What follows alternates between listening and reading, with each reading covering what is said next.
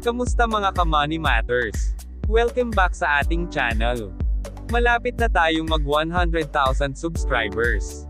Kung hindi ka pa nakasubscribe, pindutin mo na ang subscribe button. Simulan na natin.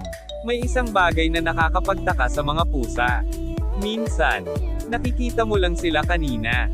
Nasa sala, nasa kwarto, o nasa tabi mo lang. Pero bigla, wala na, parang naglaho.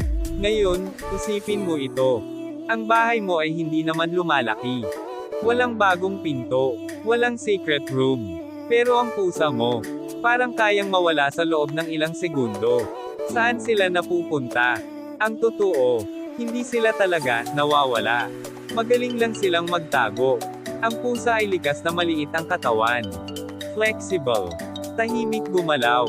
Kaya nilang pumasok sa mga lugar na hindi mo agad maiisip. Sa likod ng furniture, sa ilalim ng kama, sa loob ng cabinet, minsan kahit sa mga espasyong akala mo imposible. Pero may mas interesting pa. Minsan hindi lang sila nagtatago. Nagmamasid din sila, habang ikaw busy sa ginagawa mo. Nasa malapit lang sila, tahimik, hindi gumagalaw. Parang nag-o-observe. Ngayon, isipin mo ulit. Bakit nila ginagawa yon? Simple lang ang sagot. Ang pusa ay instinctive. Kapag tahimik, safe sila. Kapag nakatago, relax sila. Hindi nila kailangan lagi ng atensyon. Pero may isa pang layer. Minsan, ang pag-disappear nila ay paraan nila para magpahinga. Para mag-recharge. At kapag ready na sila, babalik sila. Parang walang nangyari. Uupo lang ulit sa tabi mo.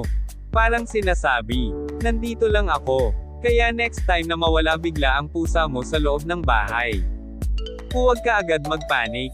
Baka nandyan lang siya, sa isang sulok, tahimik, nagpapahinga. Kung nagustuhan mo ang video na ito, ay like mo, ay share mo, at mag-comment ka ng susunod na topic. At huwag kalimutan mag-subscribe.